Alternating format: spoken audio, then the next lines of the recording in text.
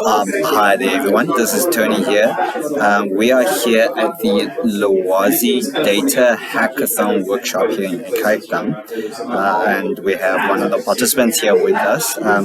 So tell us about yourself. Hi everyone, I'm Thandeka Mavundla, research assistant at UCT Computational Biology, and yeah, basically that's who I am. Okay, great to have you here with us, Thandeka. You mentioned that you are sort of currently situated at the University of Cape Town. Yes. Have you sort of what is your background? Did you study in science? How did you get into sort of where you are? Okay. So I have background in science. Undergraduate was biochemistry and micro. Honors was biochemistry. Then I got introduced to structural bioinformatics. So that's where my interest in bioinformatics started. And then I came to UCT to do my master's in bioinformatics with Prof. Nikki and Dr. Melissa Nell at neurology. Okay, so your sort of background is in science. Yes. And we're at this workshop now, hackathon, and there's not a lot of women in science. So that's I don't know if it's a challenge in the broader perspective or the entire field. Do you find that challenging? Sometimes I do, because you find that in discussions that you want to be involved in, it's predominantly male, and then sometimes it makes you feel like, okay, do I even belong here? Or when you have imposter syndrome, but tech is for everyone. I feel like tech is for everyone. I know that previously it was just a predominantly male industry, and we're actually breaking the norms of saying that even women can be involved in tech. Because I've recently completed a software engineering course because I just want to improve my coding skills and programming skills.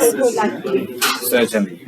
And you obviously come from a biological background, not biochemistry. Now switching to the computational biology side, there's a lot of programming, a lot of coding, and that's quite challenging. The syntax. How do you find that transition? Is it difficult? The first time it was difficult, like it was really difficult. I've only been exposed to structural bioinformatics, where we just blast a protein sequence on the internet and we're using a web application, and then we just interpret the results. And then I came here for my master's, and now I'm introduced to coding, where I actually have to do the coding. But likely because I like solving problems, I enjoy having to troubleshoot, having to solve a syntax error, having to learn about the different programming languages and how they can be integrated into biology and how they can be used in the biological space. Because most of the time when we talk about tech,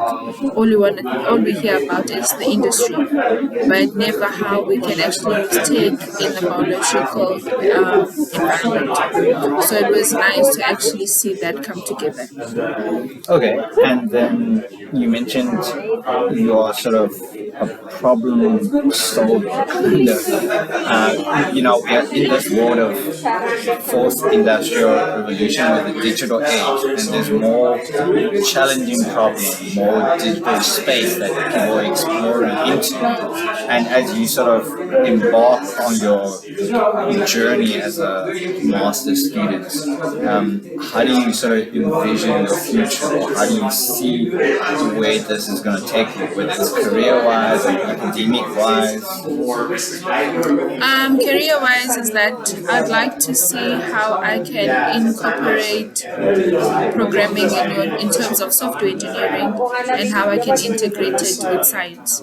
Okay. And when I was doing my master's, it was mainly biology. We only did coding specifically to answer a specific question, but I want to be more broad than that. So I see myself upskilling myself with more skills. So hence attending such hackathons so that I'm exposed to more than what I've already known. Because there's always so much that you can learn and so much that you can implement in your own life. Certainly. Yeah, I mean, as you adequately put it, there's always new technology, new emerging skills that you need to adapt and learn. And obviously, you being here attending the hackathon, just gauging the new skill set can also help you to upskill yourself. If there are young girls that's watching these interviews, someone from high school, someone entering university, a freshman, what are your sort of advice for them? Going to science, dealing with a very male-dominated field. What are the challenges that you sort of overcome, and what sort of advice would you give the next generation? Is that you start young. There's more careers than being a doctor. I know that growing up, it was either you're a doctor, a social worker, or a nurse, and I was only exposed to programs like software, engineering, programming, coding at a much later stage in my life. So expose yourself to different career paths. Tech is not just for males, even women can actually do it. And it's a fascinating field that is filled with a lot of learning, and there's so much to it. And it is challenging, but it is doable. Yeah, I mean, as you adequately put it, there isn't a high school curriculum for bioinformatics, and in university you sort of don't really know what computer science is unless you're taking IT or.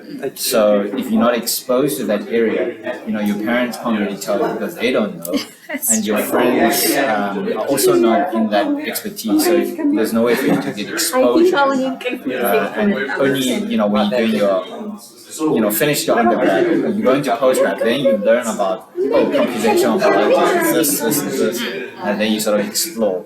So that's a really good point. We should really expand the knowledge so that younger people can get exposed to it. And we sort of hear this hype of artificial intelligence. Do you sort of use that at all in any of your day-to-day activities? In as much as the AI industry is growing, but there will always be a need for human beings. Okay. And we can also even use that AI to actually use it to our advantage. Right. And it's just a matter of trying to find where you fit in the whole growing field. Okay. Just like previously when our parents' fourth industrial was happening, Sure. At first it was shocking, but surprisingly they managed to actually make it work to their advantage.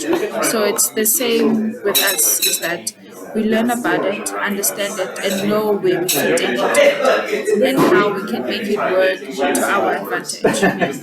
Yeah. No, I think you're absolutely right. We don't really know what the future holds, but I think, as you said, there's always going to be that element of human intervention, and you need that in terms of progression. So as we sort of end this interview, what are some of your life advice that you have learned through your lives that you would like to pass on? Is that it's okay to dream big, and that there's no far-fetched dream. Okay. As long as you have the willingness to do it, you can do it. It always seems hard until it's actually done. And there's no such thing as it's hard. You just have to work hard in order to prove that hard thing that you can actually do it. It's better to fail trying than to never try. Very well said. Thank you very much for your time. Thank you.